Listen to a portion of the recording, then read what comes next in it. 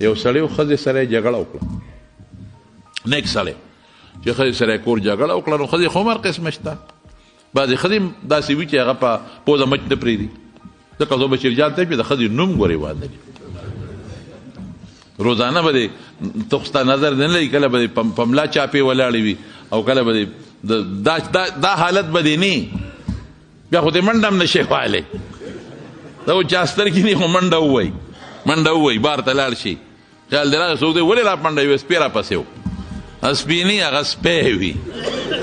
سپی را پسې و. هلکه سپی خو یاده که سپی ولې یادې، نو ته خو بیا دې منډه هم نشي وهلی، کور مخکې ته دې بیا نیر بیل دې که هغې ته ولړه کړئ. نو ښځې سره یې جګړه وکړه، چې جګړه یې وکړه دې وخت کې میلمه راغی، میلمه بیټه کې کېنه کور ته ورغی، میلمه دا وایي خپل کار کوه، میلمه مې دې ډوډۍ ولا پخه کوي، نه پخوم ولا ته میلمه تاله هم نه پخوم، ما سره دې جګړه وکړه ته اوس دا پخوه ولا. نو چې ښځه روانه شي دا د اسپنې دا چې کله اړي شروع کړي نو ته یې مخکې بوځې وروستو ځي، داسې ده که نه ده؟ ته به مخکې بوځې دې ریورس ګیر لګولي، نیکبخت دی خو مخکې وروسته شو شانتلیل دي که نه، نو زه کور ته نیغه که نه، نه نه نه نه، دغه ښځه چې روانه شي هغه ټټک اسپتې ښه ده بیا نه پخوم دله، یا ښځې میلمه مې دی کور رسواکۍ مې وی بس ول نه پخوم دله، نه پخوم دله. بس دیم غریب و چې اوس په خدای څه کوم، لاړ ګاونډي کره او د یو ګاونډی کور ته ورغی، هلته یې اواز وکړو یاره کور والا بیماران دي، طبیعت ټیک نه دی، څه به کې اوس نو دا ورته ویلی شي چې نه پخی راله.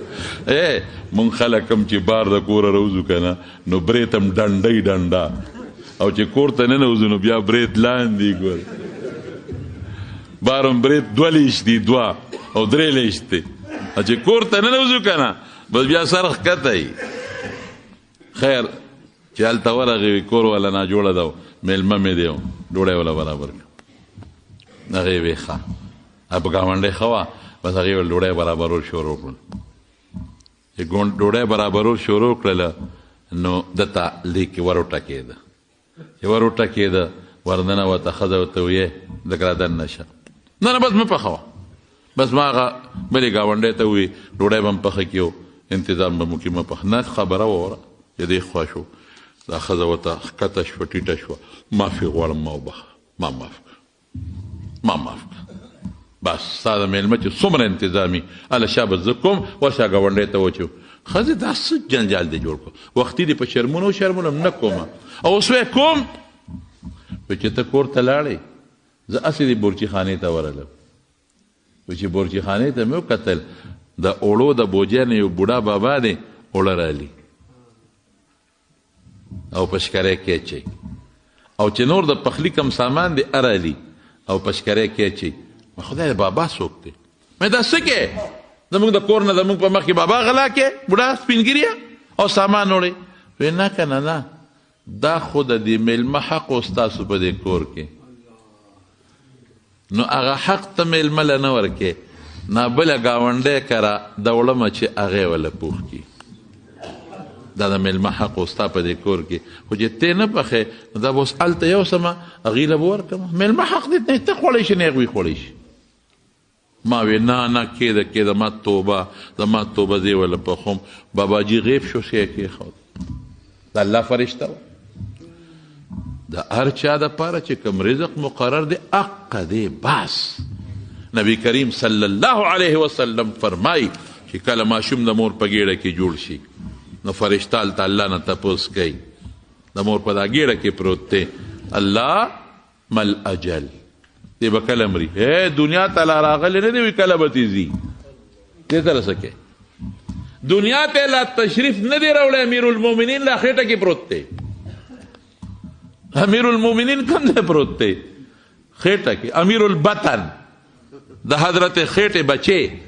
لا په خېټه کې دننه پروت دی، او هلته وایي دی به کله ځي تی؟ مل اجل مر رزقو، څونه ډوډۍ به خوري، څونه بروټ به خوري، څه به کوي څه به کوي څه به کوي څه به کوي، دی به څنګه ګرځي کوم ځای به ګرځي، او دا به نیک عمل کوي الله که بد به کوي، شقي و سعید. دا ارس یکتبو دا اولیکلی شي فی بطن امه، د مور خېټه کې به دا غاړه کې ورته ور واچوي، وكل انسان الزمناه طائره في عنقه ونخرج له يوم القيامة كتابا يلقاه منشورا. نو ته د مور ګیړه کې پروت لا دی دنیا ته تشریف نه دی راوړی کاکاجي، مور ګیړه کې پروت لا دنیا ته تشریف نه دی راوړی امیر المؤمنین، دنیا کې ملا صاحب نه راغلی، امی صاحب نه راغلی، الته پروت ستا روزي لیکلی شوی او پکې نخرې کې منډې ورپسې وې. غوا د دنیا اسباب د انسان د پاره دي، خامخا به اسباب طلب کې، خو د الله د مرضۍ لاندې خپله مرضي به د الله د مرضۍ د پاسه کې نه، او که خپله مرضي د الله د مرضۍ د پاسه کړه نو د پوخ ایمان د کچه شو، یو ټس به د نځي. د رسول الله مبارک د خوږ ایمان او د ښکلي ایمان د دیرې نه د قدم بار وویسته. دنیا کې هم پریشانی، اخرت کې هم پریشانی، دنیا کې هم تباہی، اخرت کې هم تباہی. نو ذکر رسول الله مبارک فرمائی لا یؤمن احدکم حتی یکون هواه طبعا لما جئت به، چې زما خوږ ایمان، زما خشته ایمان، زما هغه ایمان چې سړی ډایرکټ نیغ په نیغه جنت ته رسوي، دا په هغه چا کې نشي کېدی چې د الله او د رسول مقابله کې خواهش اخلي. خواهش به د الله او د رسول تابع کې زور پسې خواهش پسې بالکل ځه، خو د الله او د رسول تابع، نو زما هغه ښکلي ایمان چې څنګه د صوت او جنت ته پې سړي ځي هغه ایمان کې به زه داخل کړم. دا زمونږ د ښکلي پیغمبر وینا ده. رزق چې څومره مقرر دی هغه دی، خو د مارونو رزق پسې به منډې وو، طلب به کوو، صحابو کړی دی، ځمکې صحابو غشتې دي، اوښان یې غشتې دي، کورونه یې جوړ کړي. عثمان صاحب ډېر مالدار و، عبدالرحمن ابن عوف دونه مالدار و چې هغه به پخوانۍ ډبلې روپۍ به وي، نو په هغه ډبلو روپو خلک مږي نو صفا کوي چې زنګ ونیسي، نو اوښان به یې په د پاسه ګرځولو، د اوښانو په هغه خپو به یې وله صفۍ کوله. مال شمد نه دی، مال ګټل ګناه نه ده، خو چې د الله او د رسول د مرضۍ لاندې وي، د الله او د رسول د مرضۍ لاندې، او خواهش پرستی پکې نه چې دا مال ګټې زما بچي به دا به وخوري، د عبادت به پې وکړي، حج به پې وکړي، عمره به وکړي، بچي له پې ښځه وکړم، د شریعت مطابق کار به کوم که خیري، جومات به جوړ کړم، لار به جوړه کړم، صدقه به ورکړم، خیرات به وکړم. دا څیزونه پکې راوله. مقصود اللہ کا دویم نمبر مال کا، مقصود خیرت کا دویم نمبر دنیا کا. قسم په خدای دی خپل به دی مال را روان. اوس نفس سره ډغره شروع شوه، نفس وی سمله او د چه بلستان کې سرستو باو کې مړه هلکه مونځ زمړه دی نن به ګزاره وکړو سبا به شروع کړو. نفس وی مه پاسه بلستان ګرمه ده، خواهش وی مه پاسه بلستان ګرمه ده، خواهش وی مړه رستو به وکړې ورګه نه قضا کېږي، خواهش وی جماعت ته مکور به وکړې، نفس وی مکوه مکوه، الله و رسول وی وختي پاسه، جنت وی وختي پاسه، جنت نه دا شیطاو شو. ماسپخین بیا گرمی دا، یخنی دا،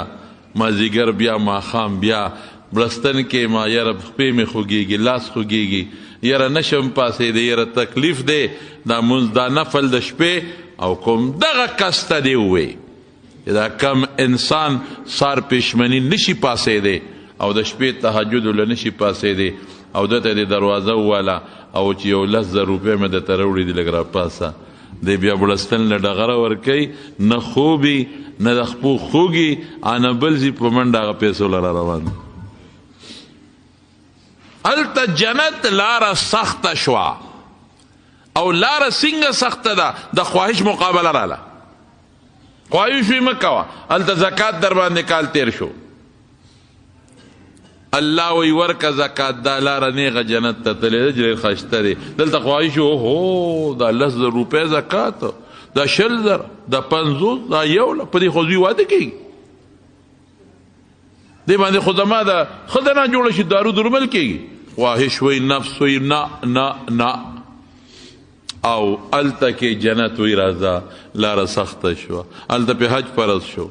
5 लाख روپۍ لګي، 6 लाख روپۍ لګي. نفس وی نه نه، په دې خو زما د زوی ټوله ښادي کېږي،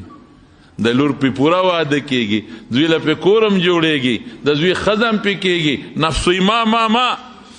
التا الله وی دا اولګه وهجو کچې په دې لار را پوری چې جنت ته دی ورسو التا روجه د پوړی کې او هوړه را ګرانه دا څوک به سر ته رسي نفسوی منیسا الله وی ونیسا لار خو سخت ده خطرناک ده او مخکې به کم خواته ځي جنت ته ځي تاسې نور عبادتونه جهاد د الله فی سبیل الله کافر سره مقابله سخته ده بدر کې رسول الله مبارک وکړه سخته وه احد کې رسول الله مبارک وکړه سخته وه خندق کې رسول الله مبارک وکړه پکې شهادتونه مرالل دا سخت څیزونه ته ګیر چاپېره و د عبادتونه دا مال خرچ کول دا د انسان په نفس تکلیفونه الله وی لاره سخته ده یقین لري که څوک ور ورسي دوزخ نه ګیر چاپېره خواهشات ته وکړل دا خواهشات نفسانیه د انسان لچې غواړي دا ګناه د څونه ډوله ده د شپې په نیمه شپه هم ولا منډې وې دا غله چې کنډر کوي دا دروازې کوي که د شپې کوي شپې به نیمه شپه دا غلاګانې چې غله کوي څه وخت یې کوي دا ډګډون چې کوي په دا مسالو کې او دا په چایو کې دا دروازې نه کوي د شپې کوي چې څوک هم ونه ویني دا غلا غلطۍ چې څومره روانې د شپې روانې دي خو قربان که ته اوسه خو الله دپاره سخت دی دنیا دپاره خشته دی دا د سترګو خواهش د پردو ښځو ته وګوره دا د سترګو خواهش د پردو جنکو ته وګوره دا د سترګو خواهش د فلمونو ته پې وګوره د بربنډتوب ته پې وګوره دا د غوښ خواهش سندرې واوره په موبایل ګانا ولګوه ګانا مونځ به م کېږي دلته کې رنګ به م راشي په جومات کې به ډنګار شروع شي خوند دی که نه غوږ له خوند ورکوي په ژبه غیبت دروغ خوند ورکوي سړي له پړه کې د ګناه سوچونه خوند ورکوي سړي له دا د پردي مال وهل خوند ورکوي سړي له دا پردي انسان ته تکلیف رسول خوند ورکوي سړي له دا خواهشات یې دګیر چاپېره تاو کړل دنه خو اور خطرناک خواهشات دي ورشه جبریل اوس وګوره چې ویې کتل داغې وی الله یریږم چې دا ټول خلک وردننه بشي دوزخ ته او مثال د رسول الله مبارک ورکړی دی درته نه ورکوم رسول الله مبارک فرمایلی دی وی دا مثال د شمع او د پتنګ دی شمع بلیږي اور بلیږي اور او پتنګان ور روان دي او دا اور دوی ته خشته ښکاري ښکلې ښکاري که پتنګ ته دی وي چې دننه خو سودې نه ورځي هغه ته دا اور خشته ښکاري ښکلې ښکاري خو چې ورشي نو سبب د تبی وي که نه بیا د خواهش کې چې د اور له ورشم رڼا ده ښایسته تیارې نه وځي پتنګ کټ د ګوټ نه م راوځي تیارې نه تیاره د انسان د حیوان فطرتن دا نی خوښه دا روزي ورپسې چې روزي شاتو مچو ته نه ګورې رڼا له منډې وي پیټیر م ورپسې شاتو نه مرو شاته م پرېږدي هغې له منډه وي رڼا له چې ورشي نو دننه بیا دا رڼا په څه باندې بدلېږي بیا په اور پتنګ وزرې وسوځي لاندې پرېږدي خلک یې خپې کېدي او مړ شي رسول الله مبارک فرمایي الله قربان شم ته وی تاسو ته دا دوزخ نه خواهشات داسې تودي لکه پتنګ ته چې هغه اور خشته ښکاري انا زه تاسو نیسم کلک مو نیسم د دې بړې نه م رانیسم د بړې نه پهلوان چې د بړې نه ونیسي زور کوي بیا شلېږي پرتو غورځېږي بړې نه م نیسمه چې مه ورځئ ګورې تاسو ته شی خشته ښکاري خو طبعي ده وی ما نه خلاصوی ځان او هغه اور ته ځان غورځوي الله یریږم چې جنت ته به څوک هم دننه نشي ګیر چاپېره سختۍ دي او الله یریږم چې دا ټول به په دوزخ کې ور وغورځېږي ولې ګیر چاپېره خواهشات د هغې پسې وځي او چې ورشي بیا اور ته به خویږي او نیغ به ور رواني دا دوو څیزونو مقابله شوست د چا وایه د جنت او د دوزخ جنت نه ګیر چاپېره سختۍ دي دوزخ نه ګیر چاپېره خوشحالۍ ازادۍ او خواهشات نفسانیه دي نو د چا مقابله شوسه د الله او د رسول سختۍ چې درته راولي او د خواهش من خواهش پرستی په مخ اخیستی یو خواهش پرستی د لاسه پلار پاتې دی ښځالي مور پاتې ده ښځالي د ښځې خپل حق دی د مور او پلار خپل حق دی د خواهش پرستی د لاسه رور پاتې دی ماللي رور پاتې دی خور پاتې ده د پلار په مال ټوله تا قبضه وکړه د خواهش پرستی د لاسه ګاونډي سره جګړه، د خواهش پرستی د لاسه د ګاونډي پولوال، د خواهش پرستی د لاسه کور کې جګړې، د خواهش پرستی د لاسه نن دنیا په جیلونو کې پرته ده. دا غټ غټ خلک چې دا نه بیرانی سی اوسه، دا لوی لوی خلک چې دا نه بوتل اسه چي او جیل کې نن پراته چغې وباسي. ولې وباسي؟ خواهش پرستی ده. د خواهش په پیسو ته ضرورت، پیسې خو به غریبانانو ته ضرورتي، ډوډۍ ته محتاج دي، چایو ته محتاج دي، دارو درملو ته محتاج دي. دا چې کوم د کروڑونو مالکان دي پیسو ته څه ضرورت دی؟ دا ټول خواهشاتو منډه ده، خواهشاتو زغل دی زغل. وزیر صاحب ستا پیسو ته ساجت ډېره دی ګټلې ده، صدر صاحب ستا پیسو ته ساجت ډېره دی ګټلې ده، وزیر اعظم صاحب ستا پیسو ته ساجت ډېره دی ګټلې ده. خو چې دا بیا مور پسې نښتي د چا پرستی شوای او څه خواهش پرستی. دنیا کې هم ذلت، آخرت کې هم ذلت. دنیا هم خواره، خسرت دنیا والآخره، آخرت هم خواره. موږ ته خو مثالونه مخکې موجود دي. د رسول الله مبارک هر یو صفت په یو صحابي تقسیم. د ټولو صحابو کې فی الجمله صفتونه پراتو، خو یو په یو کس کې زبردست پروت دی. د رسول الله مبارک بهادری چې هغه کې او بهادری او دلیرانه سوچو دا په حضرت علی او په حضرت عمر کې پراته دي، او چې کم عدل او په عمر کې پروت دی. ټولو کې شته، خدا ډېر زیات. او چې کم صبر او سنجیدګي وه په حضرت ابوبکر کې پرته ده. او چې کم د دنیا سره تعلق ختمولو په ابوذر کې پرته ده. ډېره زیاته ده پکې، ډېره زیاته ده. دې وجې نه حضرت ابوذر رضی الله تعالی عنه د دې قایل نو چې مال جمع کا. دا د خپل سوچ دی، اوس مال به نه جمع کوو. چا به کور جوړ کړی دی، به ورغې دروازه به ورته وله دلته راشه دا کور دې څنګه جوړ کړی دی او دا مې جوړ کړ. دونه عمر دې شته؟ چا به دو چته جوړ کړی، بنګلې دوزخ دې واغېسته. اوس دا کور جوړول منع نه دي په شریعت کې، جوړولی شي، څه خبره نشته. لیکن د رسول الله صلی الله علیه وسلم هغه د مال او د دولت او د دنیا سره لا تعلقي په ده کې دونه ویښته ننوتی ده چې دی دم به دې کړي چې اعلی اوخ به او اس به پته به راته ولګي. والذین یکنزون الذهب والفضة ثم لا ينفقونها في سبيل الله فبشرهم بعذاب أليم يوم يحمى عليها في نار جهنم فتقوى بها جباههم وجنوبهم وظهورهم هذا ما كنزتم لأنفسكم فذوقوا ما كنتم تكنزون. دا سره او سپین به قیامت پر ورځ اور کې ګرمیږي، طالب به داغونه درکوي،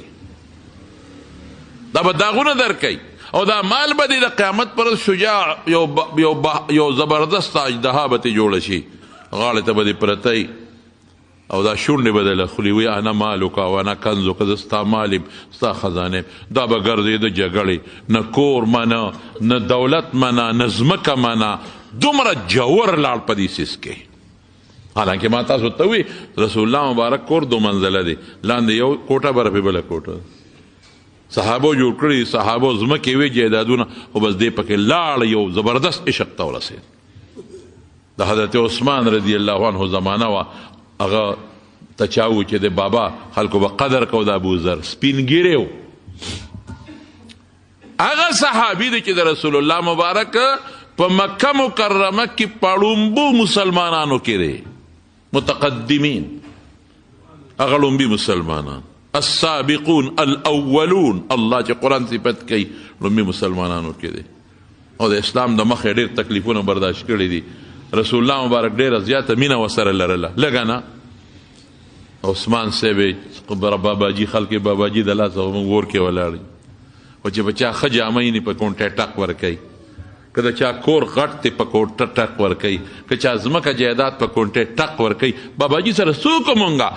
احترام یې کوو. لوی عالم دی باباجي، لوی صحابي دی، د رسول الله مبارک ډېر نږدې د غاړې د تر غاړه وتو ملګری دی.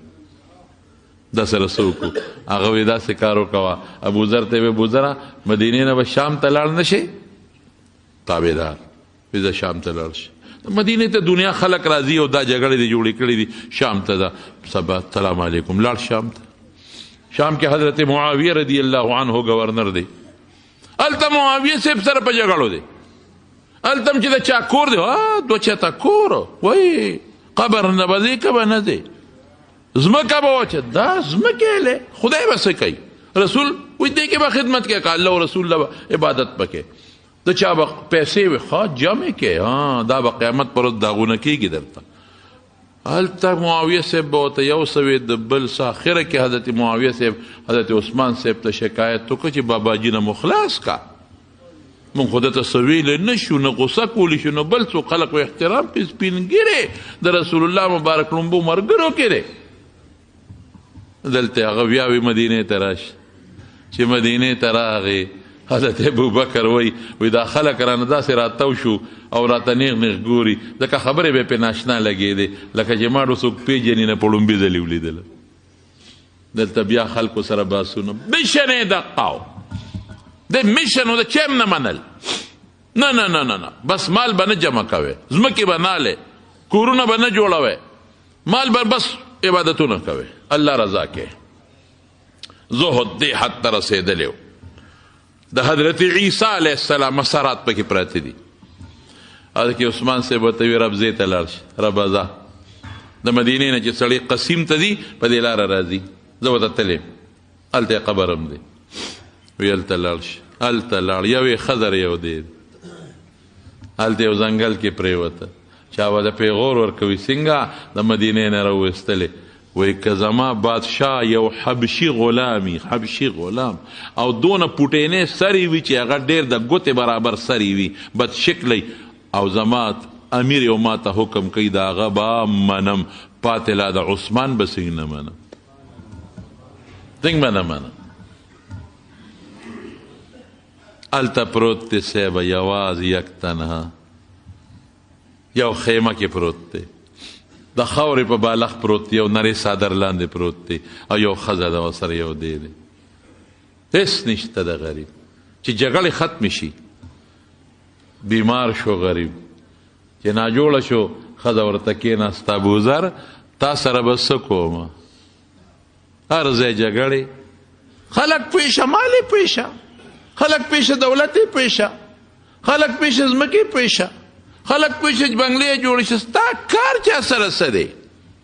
دلته باته په دشتو بیابان کې پروت دی تا سره وکم څه سبا به زنکدن دي زه به درته ناست یم مړ به شي نو تا به ښخی څوک ماله زه به دې په اوږه نشم ګرځولی زه خو ځان له ښځه یم زه به در سره څه کومه ستا جنازې سره به څه کوم ستا غسل سره به څه کوم ستا قبر سره به څه کومه ته په څه جنجال دې دا نړولی دی. حضرت ابوذر ښځې ته وایي ښځې فکر مه کوه الله به مدد کوي. د خواهش مقابله چې کوې که نه سخته مقابله دومره مقابله چا نه ده کړې د خواهشاتو څومره چې حضرت ابوذر کړې ده او د حد درجې انتها ته پکې رسېدلی دی. داسې مقابله یې وکړه. حضرت عثمان څومره مالدار رضی الله عنه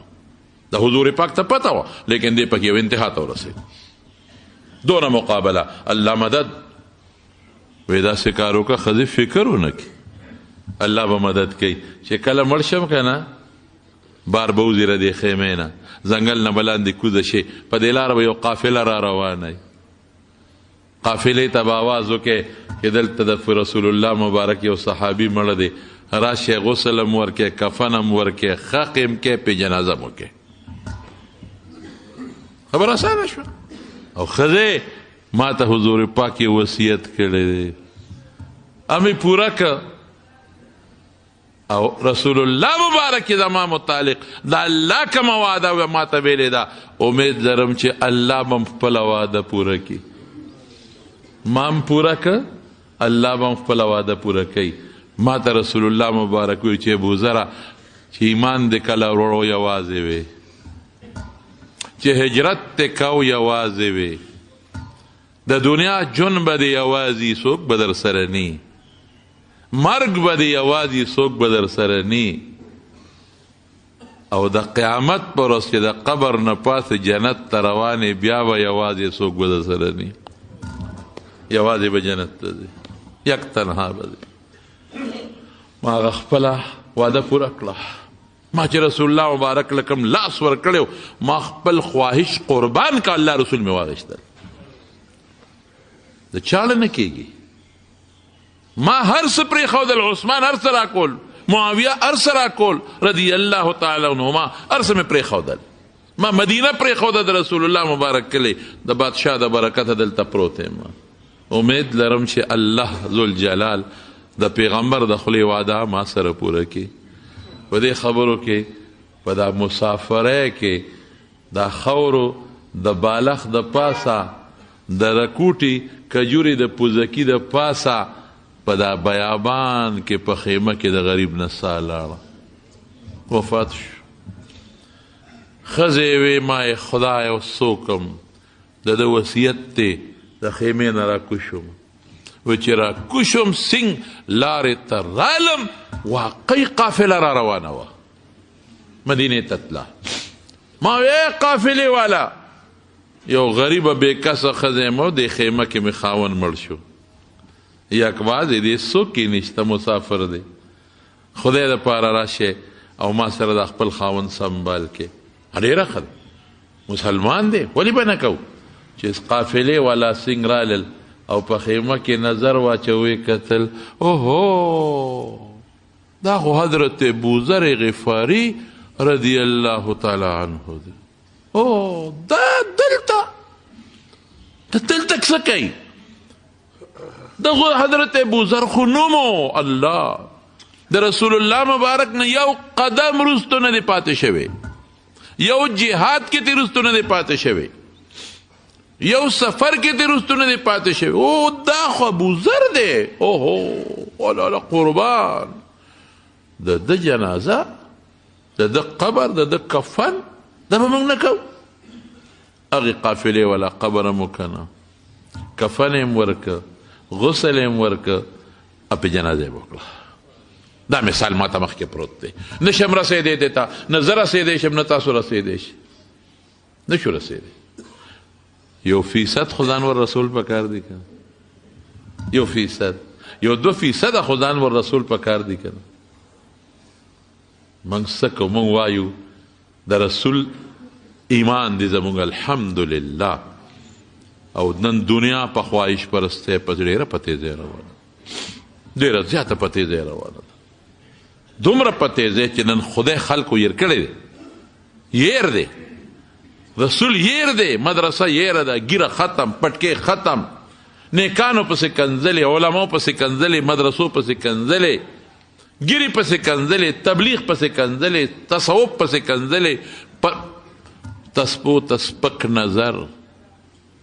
داسې ځای نه مې لیدلي دي په دا سترګو چې قسم په خدای په پرتوګ او په کمیس سړی شرمېږي چې دا مې ولې چولې دي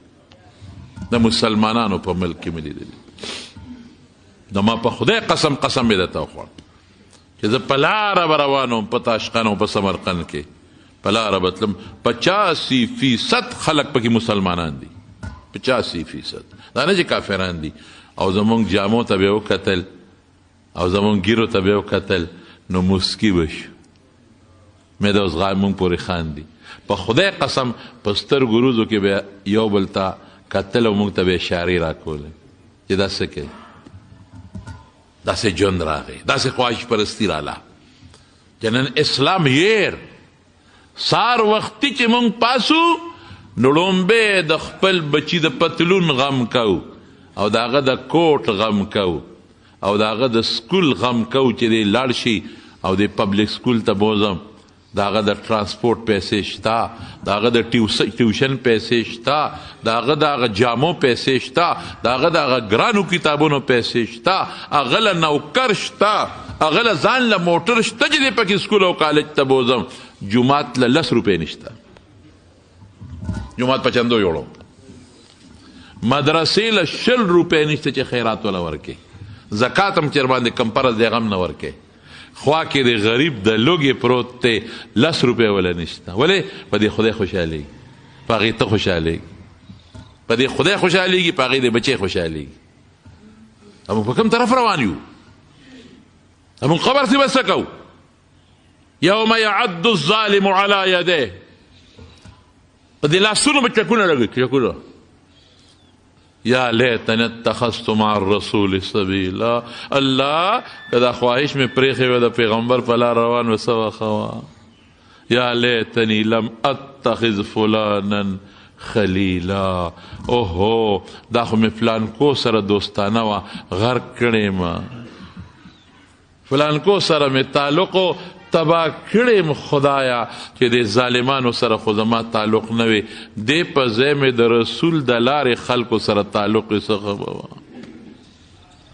یا لیتنی اتخذت مع الرسول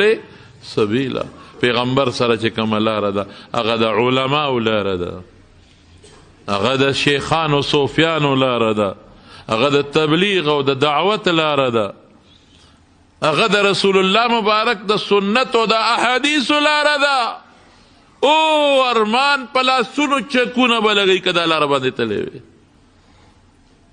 یا لیتنی لم اتخذ فلانا خلیلا. دا خو بل غرق کړم که نه د ما دوستو او دا په خواهشاتو یې سر کړم تباه کړم. خدایه که د سره مې لار نه ونیولې دا خواهش پرستو والا او دا د سنت متبعین اتباع والا لار نیولې وي، الله څنګه به خوا بیا به څه کوې په خبر کې؟ هلته خو بیا رڼا هم نشته، هلته خو مکمل لوډ شیډینګ دی، هلته پکیم نشته، هلته سولر هم نشته، هلته خو ډېره ګرمي ده،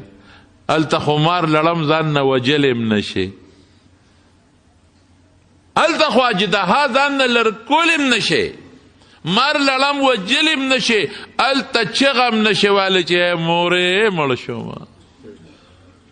نشي ویلی، مور دله نشي راتلی. هلته به یو چغه وی یسمعه من یلیه الا الثقلین. انسان او پیری به نوري باقی به ټول اوري. د خواهش پرسته او د الله او د رسول مقابله ده. من خواهش پرستی غشت را الله رسول پرېښی دی. رونو اسی یو خبره کوم، د خدای زمونږ مونځ ته ضرورت شته؟ وایه که مونږ مونځ وکړو، روجي ونیسو، حجونه وکړو، صدقې ورکړو الله د رضا دپاره، د خدای خدایه کې پسې فرق راځي زیاتې؟ نه. او که مونږ د دنیا ګناهونه وکړو، دا ټول خلک داسې دي لکه د فرعون په شان، د خدای خدایه کې پوټې کمې راوستی شي، خدای ته څه نقصان رسولی شي؟ نه. دا ولې مونږ ته وایي مونځ کوه روجې؟ دا د خواهش مقابله را باندې کوي. زما نفس غواړي چې زما سره د پیسې او ډیره دي او هلته الله او رسول وي نه صدقه او زکات ورکه، شابه د نفس مقابله وکړه د خواهش. منځ د خواهش مقابله را باندې کوي. ما مستند الله څه ضرورت دی؟ ما اخلی که گرم بلستن اخلی، ما اخلی که ایسی او ایر کنڈیشن اخلی، ما اخلی که بچو سره مزیخ اخلی. دغه مقابله. او حج کې ما اخلی، مزل کې پیسه لگے، دولت لگے او کمال اخلی، شب ما اخلی که ځا. او روجه کې ما اخلی، تنده برداشت کې او کنه خپل خواهش اخلی. بس صرف د خواهش مقابله. د عبادتونو مقصد دا دی. دا صحابه حضرت مصعب ابن عمر رضی الله تعالی عنه په مکه شریفه کې چې یو جوړه به سار بدلولو یو ماښام، موږ هم داسې کوو اوس کله. پخوا به زموږ د علما وی یو څار یو ناشنا به لګېده، اوس موږ یو سار بدلو یو ماښام بدلو. سار جامې واچو نو لاړ شو پکې، ماښام چې راشو بله واچو، سار بله اچو. دنیا دا غسیرا او قیمتی جامه، اوهو داسې جامه چې یو ځل به پیچا سترګې ولګي دوباره به نه چوله. هغه زمانه کې د ریخم جامې هغه اوس کم دي، اعلی ریخم د هغې جامې به چولې، مالدار قیمتي او مخکې به نقاب کې ګرځېد. او عجیبه دا وه چې د رسول الله مبارک هم شکل و تقریبا شکل یې د حضور پاک مبارک په شان دی. احد کې شهید شوی دی، احد کې شهید شو. چې دی شهید شو نو شیطان پکې چغه واله چې رسول الله مبارک شهید شو، نو صحابه خپې وخوېدل. او احد کې چې کم میدان کې شهدا دفن دي، درې پکې ښکاره دي، باقي نور هم ډېر دي خو پته نه لګي درې دي. حضرت حمزه رضی الله عنه، حضرت مصعب ابن عمر رضی الله عنه او عبدالله ابن جحش رضی الله عنه، دا درې واړه یو ځای دفن دي، یو ځای. نو مدینه کې روان دی چې کله مسلمان شو هجرت یې وکړ دغه سړی کې د جوړه سار او ماښام او دوړه پجامه نه لګي مدینه کې روان دی نو یو 500 پسې راښکي شي بله اوچته ده یو لنګ ټوکړه لاندې راښکي شي په ځمکه بله اوچته ده او غټې غټې ټوکړې ورته لګېدلې جامو ته او ټوکړه هم د ټوټې ټوکړه نه ده د سرمنو ټوکړې ورته لګېدلې نو چې رسول الله مبارک ورته وکتل نو په ژړا شو ډېرې وژړل نو چا دې تپوس الله رسوله ولې وی د مصعب هغه حال را مخکې شو چې د اسلام نه مخکې و اوس حال یې را مخکې شو مخکې څه حال دنیا پرستی خواهش پرستی اسلام نه پس جامو ته د سرمنې ټوکړې چولې په سرمنې په ځان نه دی په جامه نه دی په ځمکه ورپسې د لنګ ټوکړه راښکلې کېږي دا نمونې موږ ته مخکې پرتې دي حضرت حذیفه حضرت عبدالله ابن حذیفه سهمی رضی الله تعالی عنه یو جهاد کې د حضرت عمر فاروق زمانه ده د روم بادشاه ونیوه 300 مرګرو سره یې گرفتار کړ 300 سره چې گرفتار یې کړ نو د روم هغه بادشاه راوست او جیل کې واچوي دشمن دې سختي ورسره کوو چې وی چې وی ډوډۍ به نه ورکوي خوراک به نه ورکوي اوبه به نه ورکوي بند کړي سختي مو ولا ورکوي مشر پکې څوک دی عبدالله ابن حذیفه چې راوسته ورته یې وی چې عبدالله تا پرېږدم په یو شرط مفت پرېږدم چې عیسائی شه زموږ دین قبول کړه عیسائی کېږم چې اوس خو د جنګ کې ونیوم او که خلاص شم او بیا مقرره چې والله بیا د سره جهاد کو عیسائی کېږم چې وی چې بیا جیل کې ډوډۍ خوراک بند کې چې ښه اوږې تږې کړل وی راوی باسه وی عبدالله یو خبره درته کومه عیسائی شه پرېږدم دم گورنر در نه جوړوم د یو علاقې لورم دله در کوم څه شی در کوم لورم دله در کوم او د بادشاه لور تا ته پته چې کم څوک یې نه غواړي لور مال څه غواړي د یو علاقې د گورنر کوم هم ستا د جهاد ډېره لویه تجربه ده د جنګ زوم کوم دیم مالم در کوم اسلام دې پرېږده عیسائی شه وی بادشاه سلامته که د لور سره د مالم راکې کالیم راکې او د لور سره د گورنري نه دا ټوله بادشاهي هم راکې چې اسلام غوندې دین پرې نه ده نه اوس که د خواهش پرستی وه وی به چې زمړه خپل کار وکړي اسلام که خواهش پرستی وه نن ډېرو خلکو خصوصا دا په خرابو انجیوزغانو کې چې دا کم خلک نوکران دی د خواهش پرستی د لاسه اسلام پرېښی دی په خولې مسلمانان دي په خولې دننه نشته دننه نشته اسلام په خولې مسلمان په معمولي غوندې خبره د اسلام نه باروزي لږه غوندې خبره دننه بل شان دي بار بل شان دي صرف په خوله غږ نه کوي چې څوک راته کافر ونه وایي یعنې دننه چې یو سړی په زړه کې دننه د رسول الله مبارک د سنتو مخالفي ته مسلمان ویلی شي دی چې په خپل مجلس کې بیا کینی ګیرې پورې خندا کوي سنتو پورې نو ګیره نه پرېښودل او ګیره خرایل خو ګناه ده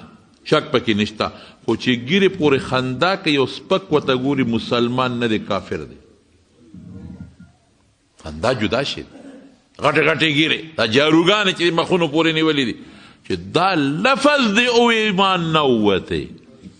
او چې انډرګراونډ دننه بیا د پیغمبر سنتو په سپک ګوري منځ ته ورزش وی منځ ته او د اسلام او ایمان ته زړې خبرې وی زړې خبرې دا سپک قتل دین ته شو که نه شو دا د کم ځای نه مسلمان پاتې شو ماته یو سړی وی دا اسلام او ایمان وی دومره کچلو منه را چې دا د پاسا نشتلیږي ما وی دا کچم ده مضبوطم ده که کلک و پورې ونښتې کلک مضبوط دي ونیوه نو ډېره مضبوطه ده او که معمولي او دوه ټکه دې ووې لکه ابلیس څه وې ابلیس خدای مانه د خدای نه انکار نه دی کړی ابلیس د الله وحدانیت هم منه چې یا خدای یو دی ابلیس جنت هم منه اوس هم مني دوزخ هم منه اوس هم مني ابلیس د الله فرشتې هغه وخت هم منلي اوس هم مني ابلیس دې نه انکار نه کوي چې دا پیغمبران د خدای پیغمبران نه دي تا خو ته اړوي خو په خپله ته انکار نه کوي ورته معلومه ده د خدای د کتابونو نه انکار نه کوي یو ټکې ووې اسه خلقتني من نار وخلقته من طين أأسجد لما خلقت څنګه دی من طين زه هغه ته سجده وکړم چې خټ نه پیدا دي الله سره مقابله وکړه پټې نه غوندې په دې رکوټې ټکي 80,000 سال عبادت په وبولا دې رکوټې ټکي سره همیشه دوزخي شو اسجد لما خلقت طینا دته سجده وکم توی خټې نه پیدا زور نه پیدا بس الله مقابله شو خواهش پرستی شو تباه و برباد شو غرق شو زمارونو بنیاد د خبرې دغه ځای راځي نو هغه زمونږ ایمانونه کچه دي خفه کېږو به نه ایمان به مضبوطه ایمان به کلکه او د خواهش اتباع به پرېږدی او الله رسول پورې به نښلې ګنې چې ایمان کچه دی لا یؤمن احدکم د ایمان د مضبوطیا یو نښه دا ده چې دا زه درته لګیم په 2 جمعو کې لا یؤمن احدکم حتی یکون هواه طبعا لما جئت به ایمان کچه دی چې د خواهش اتباع کې او چې خواهش دې پرې خو الله او رسول پسې روان شو ایمان به پوخي بس نو بیا ورته وایي چې داسې نه کېږي وایي ښه دننه کې جیل ته نه کا نوکران وي بس باقي مري را ویوستل نو غوښه یې ورته سره کړې وه او ورته مشروبات مې ښودي وي عبدالله وی دا وخورې خو ګورې دا د خنزیر غوښه ده او دا شراب دي ملګرو ته وایي چې ګوتې یو نه سیوله حالانکه دومره کمزوري دي چې سترګو نظرونه ختمېدو والا دي ملګري ورته وایي ولې په ازمایش کې چې دا خو موږ له دې وخت کې جایز دي فمن اضطر في غیر باغ ولا عاد فمن اضطر غیر باغ ولا عاد که څوک محتاج شو او دې د دین نه ورپسې نوځي د حد نه زیاته نه خوري چې په څومره مړېږي هغه مره خوري نو خیر دی جایز دی دې وخت کې د خنزیر غوښه خوراک جایز دی شراب څښل هم جایز دی دی ورته څه وایي دونه ازمایش کې ما چې وا عبدالله څه کې په مو زیاتې مه کوه دا جایز دی موږ له وی بلکل ما ته هم پته ده چې دا د خنزیر غوښه او دا شراب دې وخت کې موږ له جایز دی خو د یو کافر عیسایي ړه پې خوشحالېږي د هغه ړه نه خوشحاله نن موږ د کافر له خوشحاله و که نه خوشحاله موږ وایو چې امریکا خوشحاله شي موږ وایو چې برطانیه خوشحاله شي زه وایم چې دا ګندونه چې د هغه کم ګند دی دا خوشحاله شي الله به خپل کار کوي آسیه ملعونه به ورخوشي کو چې هغې خوشحاله شي هغه به خوشحاله پرېږدو به نور بار څه پرېږدو الله به پرېږدو وی د دړه خوشحالېږي وی ښه اوس به وګوره چې ته عیسایي کېږي او که نه یو غټ ټب یې راوړو پکې تیل واچولو د اورې لاندې بل که چې په خوټ کېدو راغی وی دې کې م یو اچومه یو ملګري وله ونیوه او هغه د تیلو هغه غټ ډرم ته یې ور شغال که دونه ګرم و چې ور پرېوتو سره یې غوښه اډوکې د یو بل نه جدا شو اړوی یې مونه کړی شو وی اوس دې ونیسئ د عبدالله دې ورولې چې دې کله ونیو په جړا شو وی ده درته ویم چې نشي ټینګېدی وره به ته څنګه خبره وکړم ګورنري مال لور در کوم عیسایي شاه نه کېدی اوس به کېږي که به نه کېږي وی نه په دې خو نه جاړم په مرګ خو نه جاړم وی په څه جاړئ وی جاړم په دې چې ډېر ټپ شوی یم وجود مې ډېر کمزوری دی او ډېر پوټینی دی. که اوس دې ورغورځولم په یو ټک کې به سارا نوځي. جاړم په دې چې ارمان لږو تندو والم ډېر کمزور یم. ارمان چې د ما په دې وجود کې د ما د ویښتو مرساګانې وي او هر یو ساه مې د اسلام او د ایمان نه دغسې قربان کړې وي لکه د ما دې ملګري چې قربان کړه. الله او رسول غشتل دې ته وایي. یاره وایي داسې وکړې پرېږده دا ملګري خو په یو شرط دې پرېږدم چې د ما را تندې به ښکلی عیسایي بادشاه ورته وایي یاره ویړه خو مې نه غواړي ستا اړه خوشحالولی نه شم که یوازې هم دا کار به مې نه کړی خو د دې ملګرو د خاطره به یې وکړم خو که ملګري مې پرېږدې یو پرېږدم نو هغه عیسایي بادشاه له تندې ښکل که د ملګرو د خاطره او راغی مدینې ته خوش یې حضرت عمر فاروق رضی الله عنه ته پته لګېدلې وه. حضرت عمر صاحب مدینه کې اعلان وکړه ټول د مدینې اشراف مشران او چې څومره صحابه دي پکې ټول به باروزو استقبال به کوو. عبدالله ابن حذافه را روان دي او څنګه استقبال به کوو. د ملګرو د خاطرې د عیسایي بادشاه تندې ښکل کړی دی موږ به ولدا ارمان رجو چې نن موږ ټول به ورته تندې ښکولو. دا مثالونه د مارونو موږ ته مخکې پراته دي او د قارون هغه هم راته پروت دی. خواهش یې واخیسته د موسی علیه السلام قریبي رشته دار نږدې رشته دار او موسی علیه السلام سره په ډله کې دا نه چې هغه سره نو بین اسرائیلو کې قارون. قرآن شریف کې الله تعالی فرمایي دومره مال او دومره چې د هغه کنجانې به یو ډلې وړلې. هغه داسې کنجانې خو به نه وي دا پوټې نه یې کړ او جلندې به هم داسې نه وي یو ډلې به وړي مضبوطې ډلې به یې چابیانې ګرځولې. قارون خواهش پرست د موسی علیه السلام سره ملګری یم د هغه سره ګرځي هغه سره ناسته پده او په شیشه ولخپې م وایي په شیشه کوشش کوي چې موسی علیه السلام بدنام هم کړي او د موسی علیه السلام د بدنامۍ یو خطرناکه لاره اختیار کړه. یو جنۍ ورته ولمسوله چې په ډک مجلس کې پې ته الزام لګې او د موسی د پیغمبر مدد خو بیا الله کوي کنه او چې څنګه جنۍ پاسېده او الزام یې ولګاو او موسی علیه السلام پرې راغی وایي دا چېرته کېږي خبره ښکاره شوي چا درته ویلي دي وایي دی قارون وایي الله وینیسه ځمکه وشلې د قارون وردن نشه دی نور یې مراکاږه کونډو ته شو وی نور یې مراکاږه نامه ته شو او دی چغې وی موسی اے موسی مهرباني وکړه ماف مې کړه خو موسی علیه السلام خو جلالي شخصیت دی بیا چغې وی مری پورې بیا چغې وی وردن یې که او رسول الله مبارک فرمایي تر ننه پورې په دا ځمکه کې تر قیامته پورې به ورو تاویږي. خواهش پرستي د پیغمبر مقابله یې وکړله ذلیل شو که نه شو مال دولت قنجانې خزانې هر څه پاتې شو. الله وی موسی ته موسی معاف دې نه که نه الله ستا پیغمبرو په مې څونه خطرناک الزام ولګاو ما به څنګه معاف کړی وي وی ظالم که ما ته یو چغه والی وه ما معاف کو خو زه یې پرېښوم تا ته یې چغې والی دونه رحیم بادشاه دی دومره رحیم بادشاه حالانکه الله په پیغمبر ډېر خفه کېږي. نو موږ به څه کوو موږ خېټه دې کې زړم پروت دی خواهشاتو جاله او دې کې کلمې پرتې دي او دې کې میدم پرته ده او دې کې لرم پروت دی او دې کې نجاستونه او غلاظتونه ګن پکې دننه پروت دی. دا مونږ او خدای دا لاندې پیدا کړي ده مونږ کوم خوا رسولی ده